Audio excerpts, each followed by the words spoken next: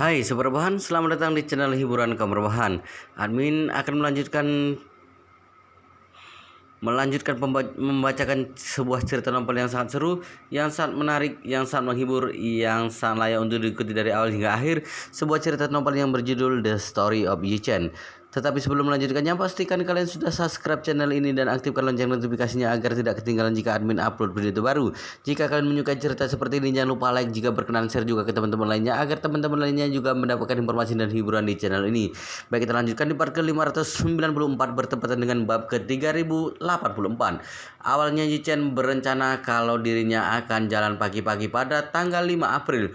Dia akan langsung pulang ke Jinling setelah proses sembahyang selesai. Jadi tidak perlu menghabiskan waktu bersama keluarga Yi. Namun dia akan ke sana lebih awal karena Tang Sihai memintanya. Meskipun Yi-Chen tidak terlalu suka dengan keluarga Yi, tapi dia sangat mempercayai Tang Sihai. Saat Yi-Chen tiba di ruang istirahat VIP bersama Chen Jekai, Su Jiyu sedang menelepon di koridor.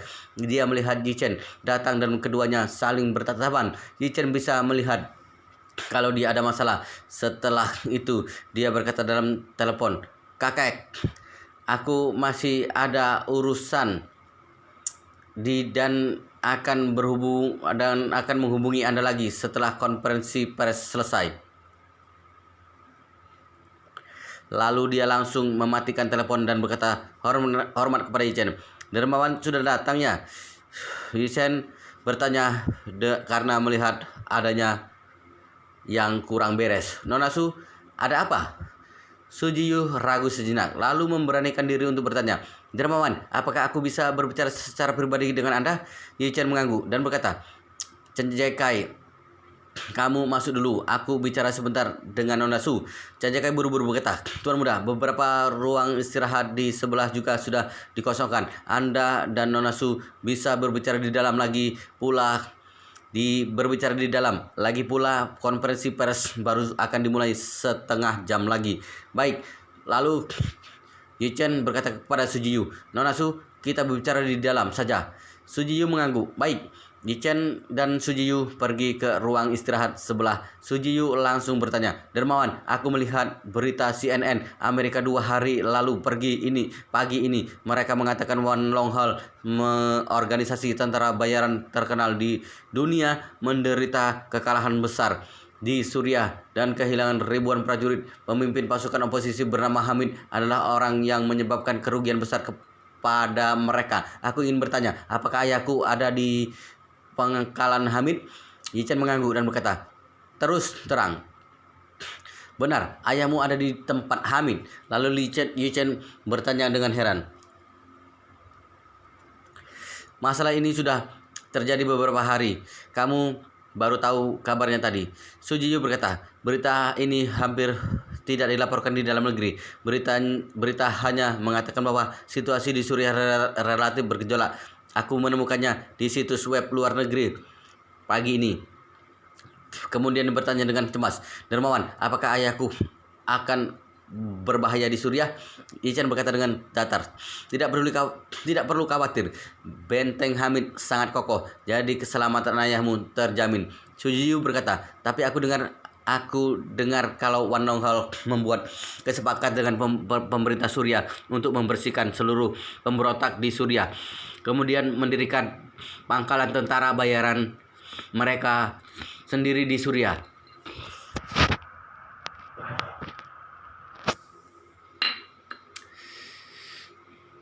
Jika seperti itu, mereka akan berusaha menyingkirkan Hamid."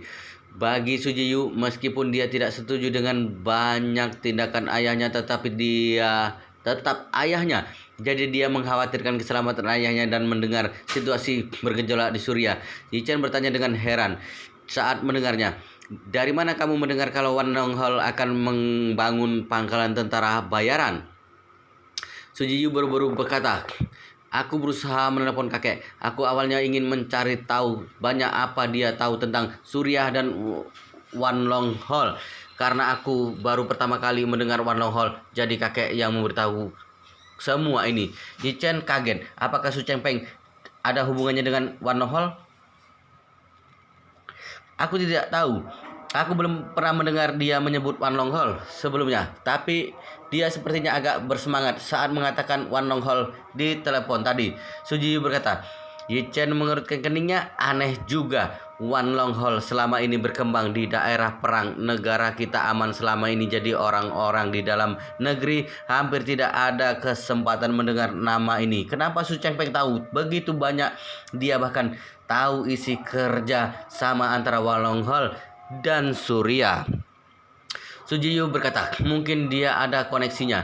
Yi Chen mengangguk dan terlihat tidak melanjutkan topik ini, tapi merasa Su Chengpeng pasti ada hubungannya dengan Wan Long Hol. Jadi dia berkata dalam hati untuk waspada. Kemudian Yi Chen berkata kepada Su Jiyu, setauku ayahmu masih selamat untuk saat ini. Meski Wan Long Hol ingin menyerang Hamid, tapi mereka setidaknya harus membuat persiapan selama setengah tahun. Di samping itu mereka juga harus siap mengorbankan puluhan ribu pasukan. Selain itu mereka hanya mengepung Hamid saat ini, jadi tidak perlu khawatir untuk sementara waktu. Su Jiyu terlihat memohon dan berkata, dermawan, aku mohon Anda biarkan ayahku kembali saja. Meski dia telah melakukan banyak kesalahan, tapi tidak harus dihukum mati. Tidak masalah juga kalau Anda mengurungnya di Hotel Buckingham Palace. Yi Chen menolaknya tanpa ragu. Tidak mungkin, di mataku Su Shaodao harus dihukum berat. Aku bahkan bisa membunuhnya hanya demi aliansi anti Yi yang dia dirikan waktu itu. Aku tidak membunuhnya karena memberi muka kepadamu dan Suroli. Su Jiyu berkata dengan mata memerah. Ayahku memang banyak melakukan kesalahan, juga harus membayar kesalahannya. Tapi Surya sangat berbahaya. Berita mengatakan ada beberapa ribu orang mati dalam sebuah peperangan. Aku takut dia akan mati sebelum aku menjadi pemimpin keluarga. Yi Chen melihat Su Jiyu dengan ekspresi serius. Setiap orang harus bertanggung jawab dengan kesalahannya sendiri. Aku menghukum ayahmu dengan mengirim ke Surya jika dia mengalami bencana selama proses hukuman ini, maka itu berarti nasibnya tidak baik. Su Jiyu masih ingin terus membujuk Yi Chen, tapi dia menyerah setelah berpikir sejenak dan bertanya sambil melihat Yi Chen, dermawan, Anda mengatakan meminta ayahku meminta maaf di depan makam orang tuamu pada hari sembahyang kubur, juga memintanya menandatangani surat percayaan dengan ibuku, tapi pangkalan Hamid telah dikepung Wan Long Hol dan mereka sangat membenci orang-orang Hamid. Apakah ayahku bisa keluar? Yi Chen berkata dengan datar, bisa jika Wan Long Hol terus mengepung Hamid, maka aku sendiri yang akan pergi membawanya pulang.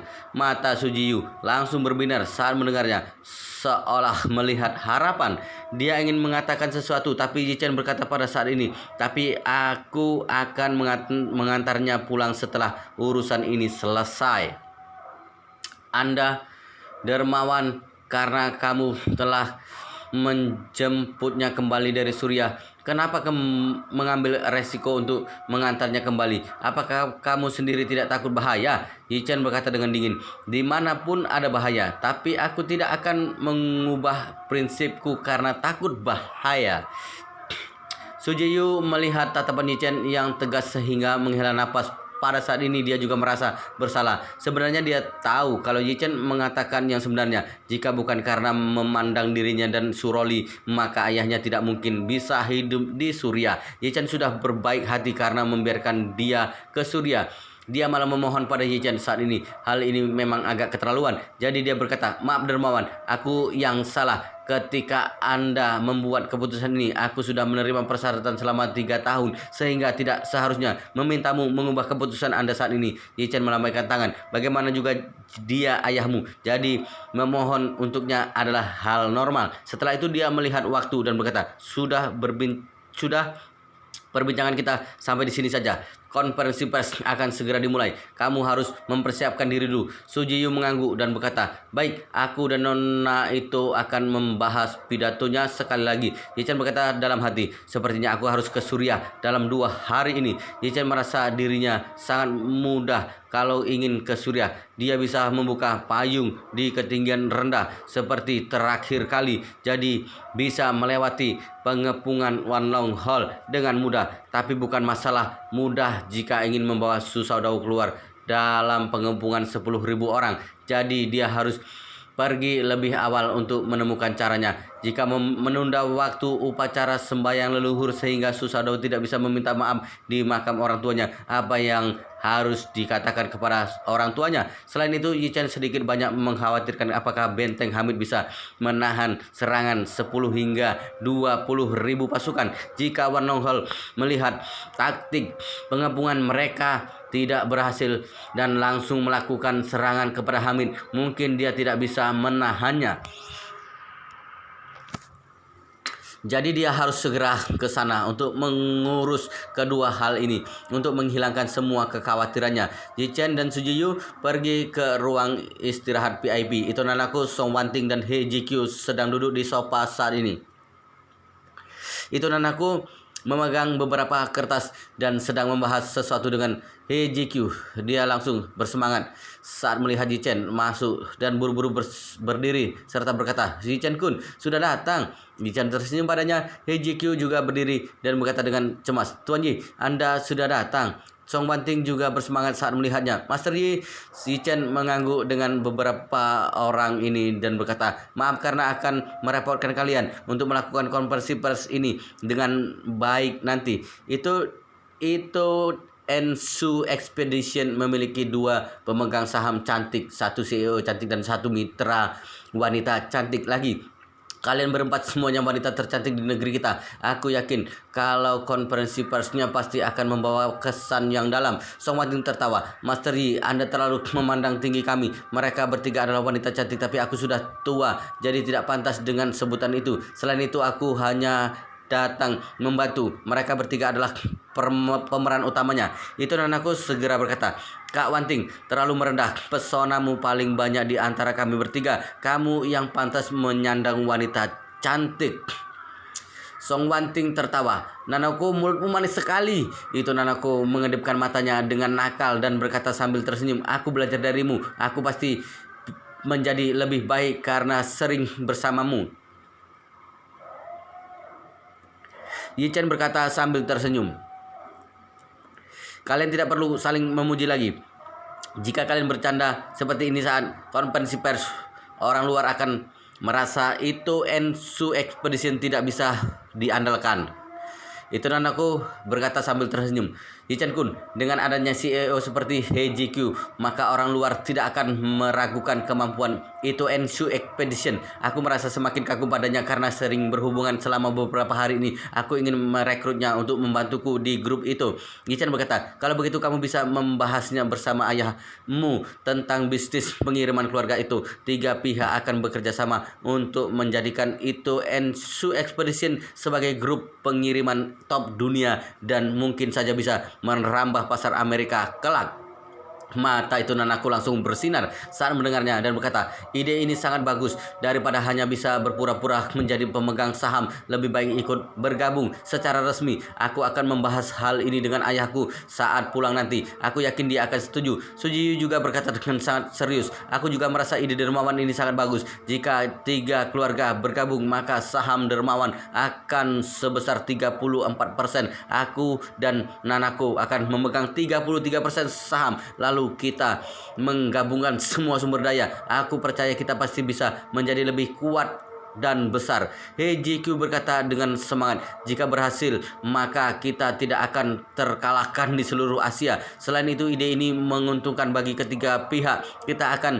Kita bukan hanya bisa mengumpulkan kekuatan menghadapi dunia luar, tapi juga dapat menghindari gesekan internal karena persaingan antara satu sama lain."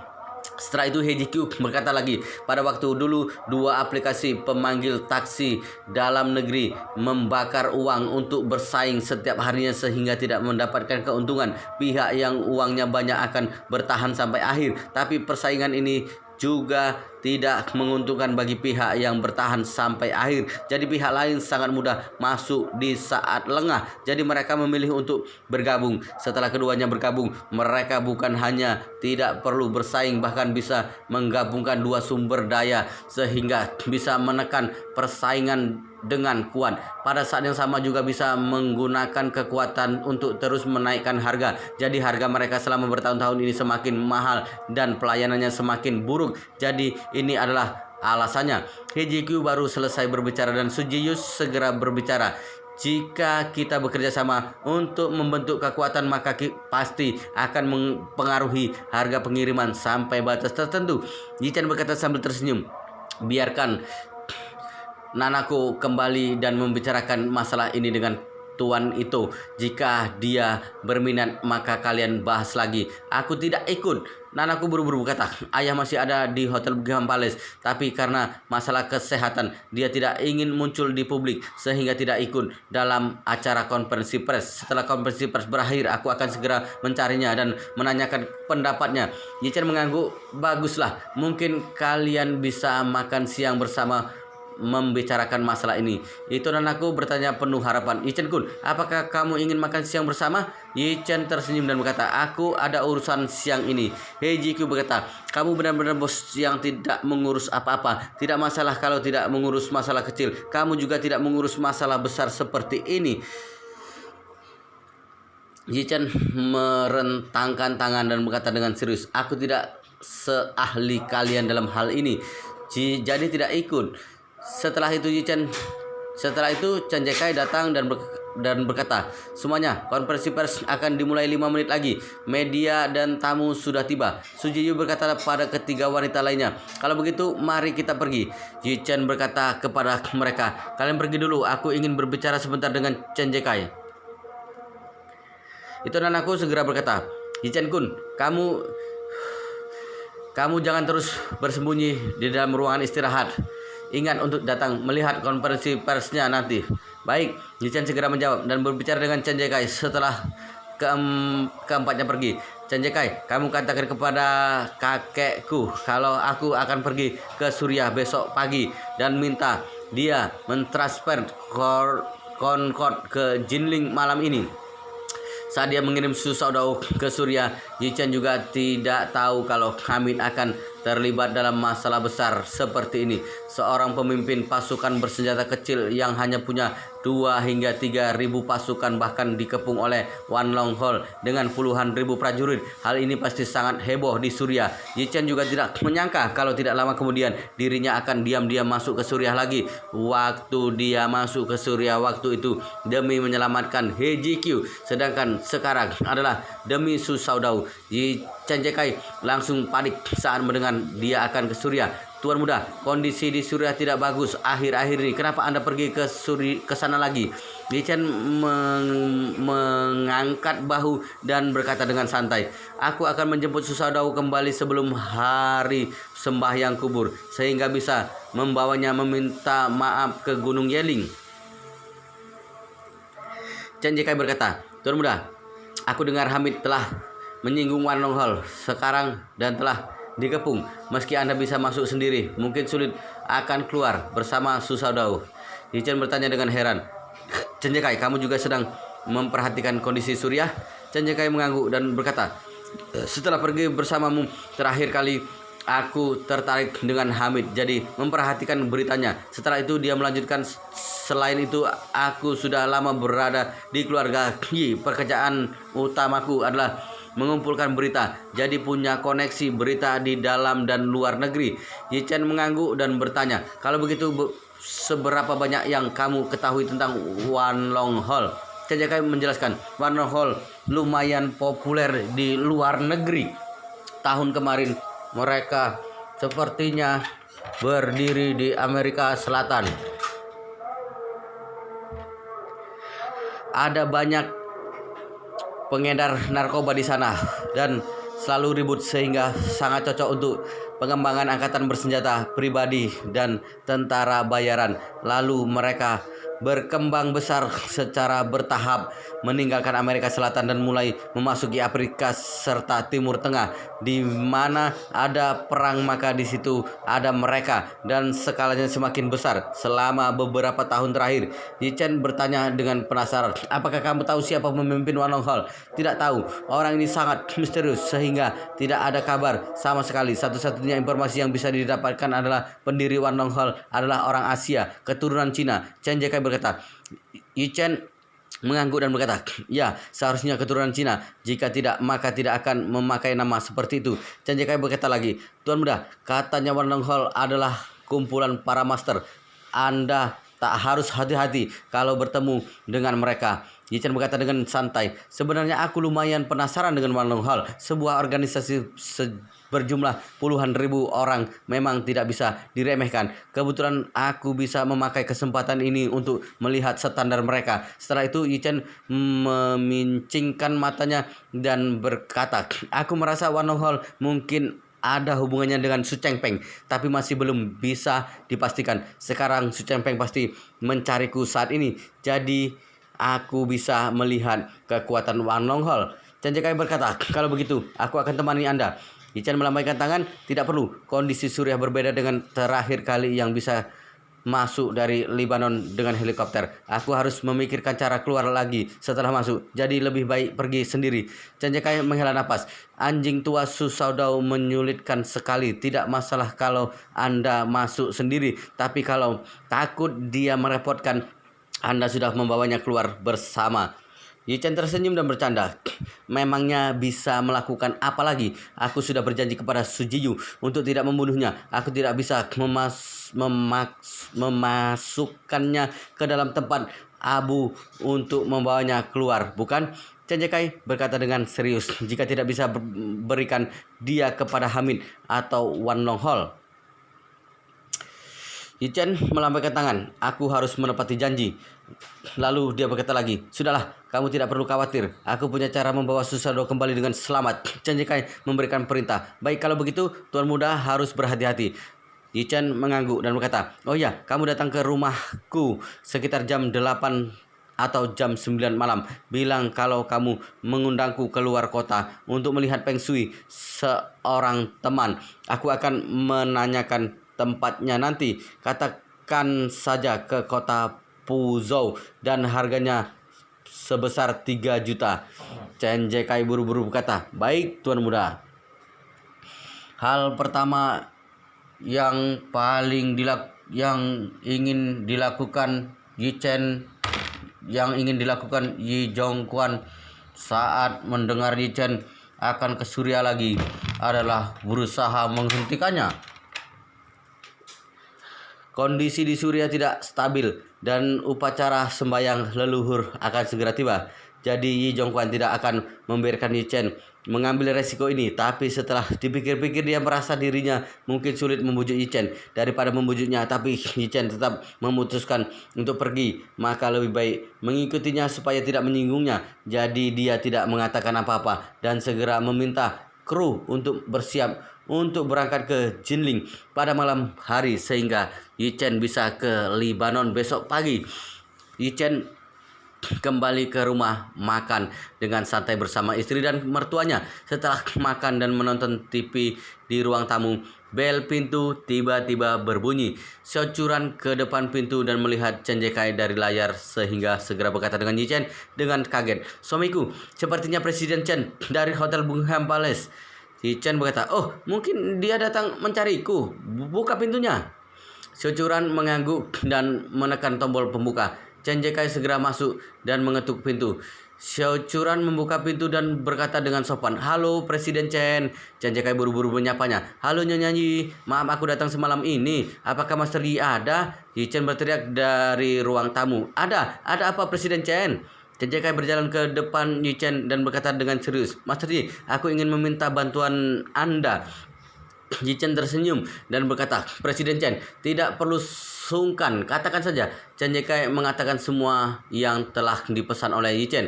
Masalahnya seperti ini, aku ada teman yang melakukan bisnis di luar kota dan perusahaannya akan sedikit masalah akhir-akhir ini. Dia curiga kalau Peng Shui rumah barunya bermasalah. Jadi meminta bantuanku untuk membawa Master Peng Shui pergi melihatnya. Jadi aku teringat dengan Anda. Tidak tahu apakah Anda punya waktu atau tidak. Jika ada, mohon Anda pergi melihatnya ke sana. Mata Mandan langsung melebar saat mendengar ada orang yang meminta Yi Chen pergi melihat Peng Shui. Dia bertanya, Presiden Chen, apakah kamu tahu temanmu membayar berapa kepada menantuku? Chen Jekai segera berkata, Nyonya Ma, temanku akan memberikan 3 juta kalau Master Yi bersedia ke sana dan akan memberikan 5 juta kalau masalahnya bisa diselesaikan. Ya ampun, banyak sekali. Yi Chen mendapatkan uang dengan mudah. Malan berkata dengan senang. Yi Chen bertanya kepada Chen Jekai, temanku ada di mana? Chen Jekai bilang, kota Fengzhou, Hokcheu, 2 jam perjalanan kalau memakai pesawat. Yi Chen mengangguk pelan. Begini saja, kamu tolong pesankan tiket ke kota Fengzhou besok pagi, lalu berikan alamatnya kepadaku. Baguslah, aku akan meminta orang mengurus tiketnya dan mengirimkan datanya setelah memesannya. Chen Jekai buru-buru berkata, baik. Baik, Yi Chen berkata. Chen Jekai mengangguk dan berkata, terima kasih Master Yi, aku pergi dulu.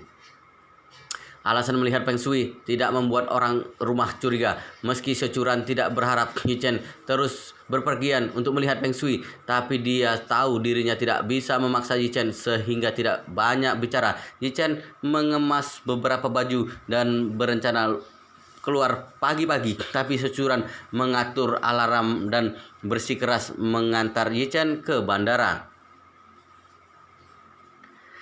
Yi Chen melihat dia bersikeras, jadi tidak menolaknya.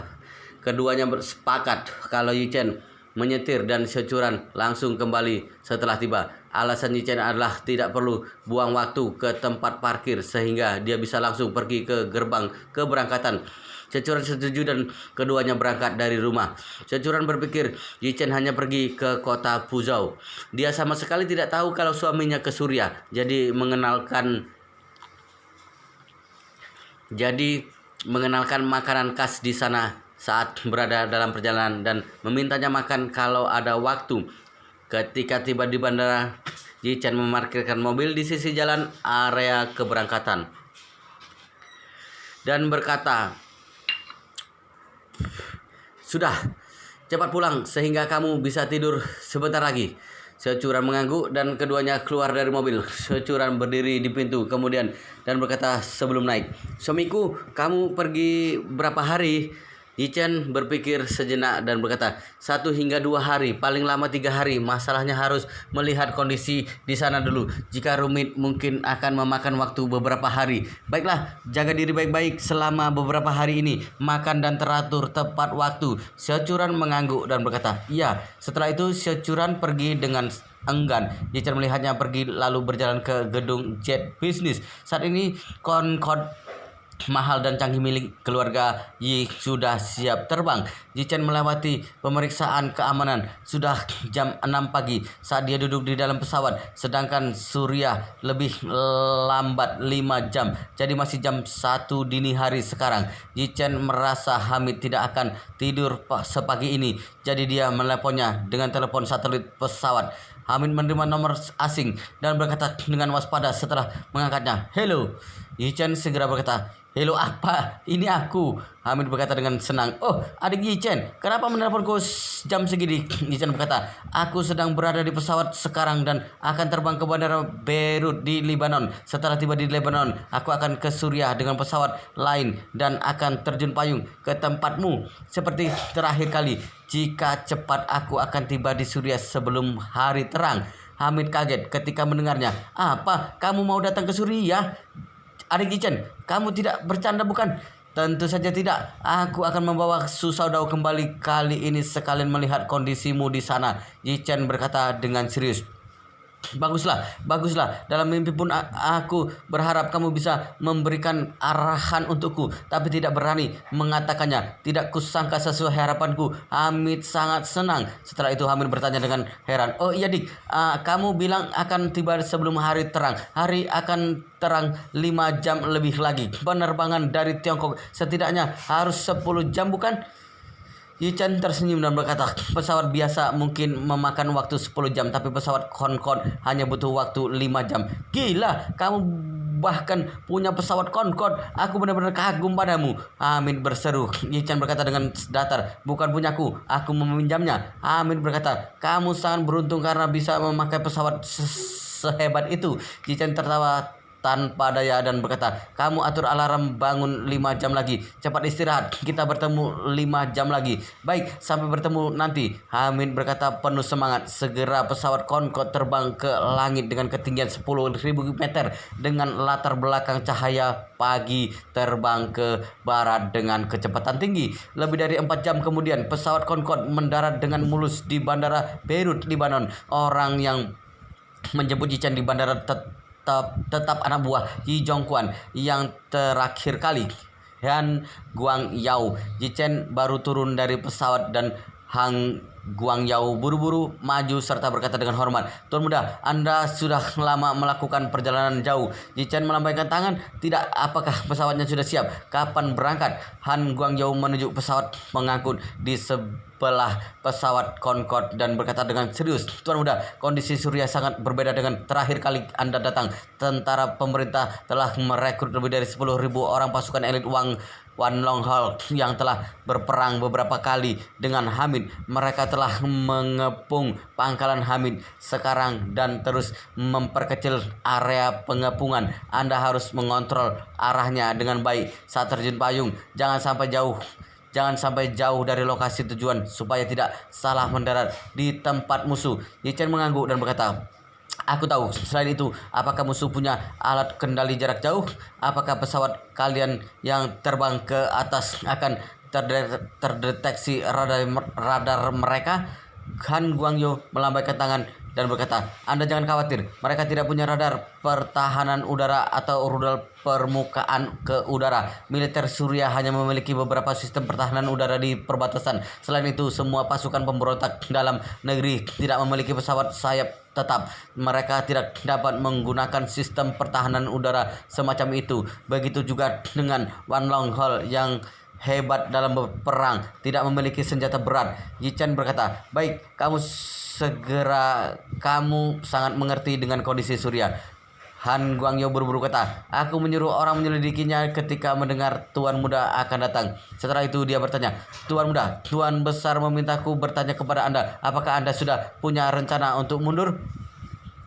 "Sangat sulit untuk keluar dari Suriah saat ini." Yi Chen tersenyum penuh percaya diri dan berkata serius, "Tenang saja, aku punya rencana." Bagi Yi Chen ada 2 cara membawa Su Shaodao keluar dari Suriah. Cara pertama membawanya menyelinap pergi diam-diam, tapi cara ini sangat sulit, juga berbahaya, sangat melelahkan dan sulit untuk berjalan keluar dengan Su Shaodao sejauh puluhan kilometer di jalan pegunungan. Satu cara lagi adalah meminta Hamid menerbangkan helikopter, tapi cara ini lebih berbahaya karena helikopter terbangnya rendah dan lambat. Meskipun rudal yang dibawa di bahu sulit mengenai badan pesawat bersayap, tapi tidak sulit untuk menembak helikopter. Mungkin saja akan langsung tertembak begitu terbang.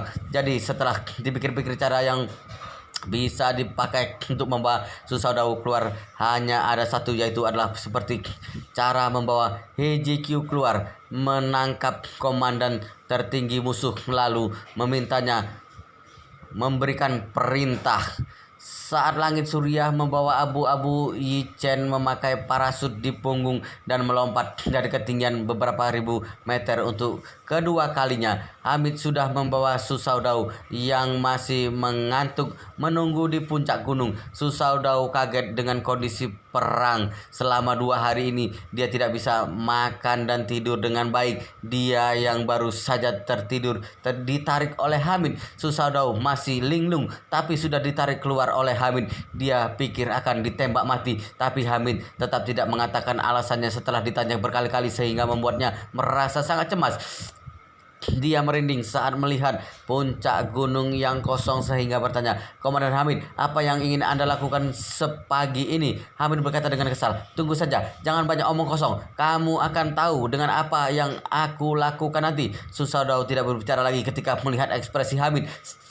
Saat ini Hamid membawa sebuah teleskop dan sedang mencari sesuatu di langit. Dia sedang bergumam, "Waktunya hampir tiba, bukan? Kenapa tidak melihatnya?" Su Shaodao semakin penasaran. Setelah berpikir lama, sesuatu tiba-tiba muncul di benaknya sehingga bertanya dengan panik, Komandan Hamid, sudah hampir hari sembahyang kubur. Apakah Yichen yang menyuruh Anda mengantarku ke sini? Aku tidak bisa pergi sekarang. Jika tidak, mungkin akan langsung ditembak pihak Wan Long Hall begitu helikopter baru bergerak.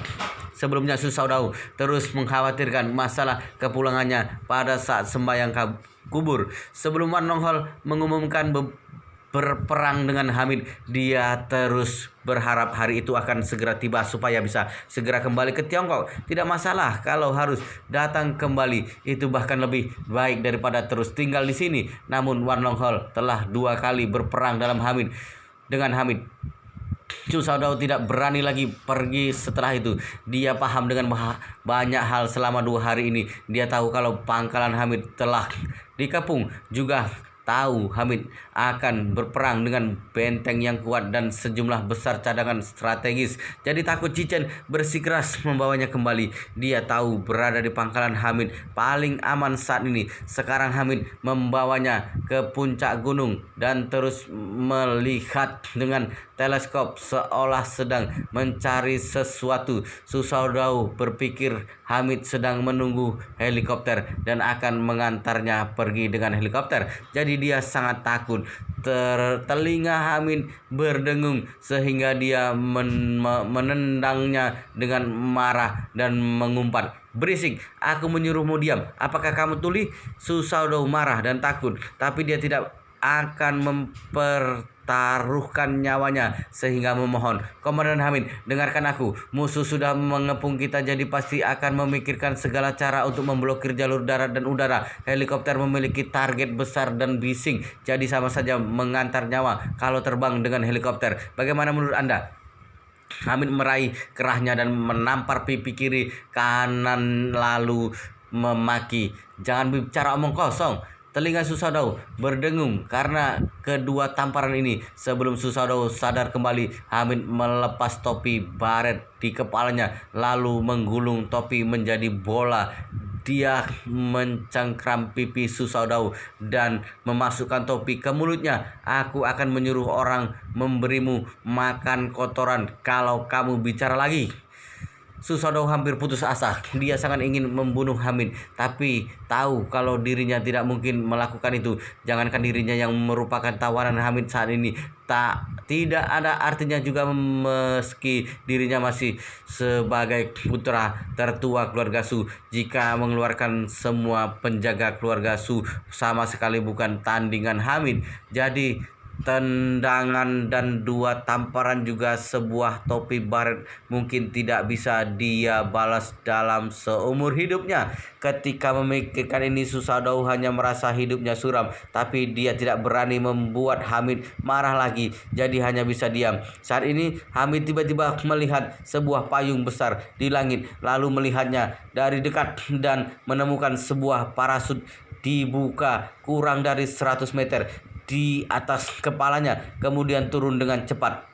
Orang yang mengendalikan parasut ini adalah Yichen yang datang jauh dari Tiongkok. Hamid bergumam penuh semangat, akhirnya datang juga. Su Shaodao melihat ke atas dan menemukan kalau parasut itu berjarak 50 meter darinya. Su Shaodao kaget dan berkata dalam hati, bukannya ini cari mati." Begitu cepat dan begitu rendah membuka parasutnya. Aneh saja jika tidak mati. Setelah itu dia segera melihat kalau parasut itu tampak diputus sehingga kehilangan kendali dan terbang. Sedangkan titik hitam lainnya langsung jatuh ke tanah dengan kecepatan tinggi. Ketika berada sekitar 10 meter dari tanah, Yichen memotong talinya dengan energi spiritual lalu berdiri stabil di tanah. Gravitasi yang besar seolah tidak berpengaruh kepadanya. Setelah mendarat, dia dengan santai membuka tas parasut di tubuhnya dan membuangnya. Saat ini Hamid menyeret Su Shaodao berlari ke sana dan berteriak penuh semangat ketika jaraknya puluhan meter, "Adik Yichen, akhirnya kita ketemu." Yichen melihat Hamid terus berlari sehingga menggodanya. "Kakak, kakimu sangat lincah." Hamid ke depan Yichen dan berkata sambil tertawa, "Semua ini berkat kamu." Setelah itu Hamid melempar Susaudau menunjukkan dan berkata kepada Yichen, "Adik Yichen, aku membawa bajingan ini datang menjemputmu sekalian melapor. Dia baik-baik saja selama beberapa berada di tempatku." Susaudau tercengang. Dia benar-benar tidak menyangka kalau orang yang melakukan terjun payung berbahaya itu adalah Yichen. Hal ini membuatnya diam-diam berkata dalam hati, apa sebenarnya kekuatan Yichen? Dia baik-baik saja setelah melompat dari tempat tinggi. Apakah Master bela diri bisa menandinginya? Selain itu, dia juga tidak menyangka jika Yichen akan ke Surya saat ini. Dia berpikir dalam hati dengan curiga, apakah Yichen datang ke Surya untuk membawaku menghadiri upacara sembahyang leluhur keluarga Yi? Bajingan ini benar-benar tidak takut mati. Dia mengambil resiko besar untuk membawaku pulang. Untuk apa? Apakah tidak bisa membiarkanku tinggal di Surya? Wow, luar biasa sekali guys, ceritanya sangat seru, sangat menarik, sangat menghibur, sangat membuat kita penasaran jika tidak mau tahu cerita kelanjutannya. Tetapi sepertinya di bab ini sampai di sini dulu, dan kita akan lanjutkan di bab berikutnya di video selanjutnya. Pastikan kalian sudah subscribe channel ini dan aktifkan lonceng notifikasinya agar tidak ketinggalan jika admin upload video terbaru. Jika kalian menyukai cerita seperti ini, jangan lupa like jika berkenan, share juga ke teman-teman lainnya agar teman-teman lainnya juga mendapatkan informasi dan hiburan di channel ini. Baik, kita lanjutkan di bab berikutnya di video selanjutnya.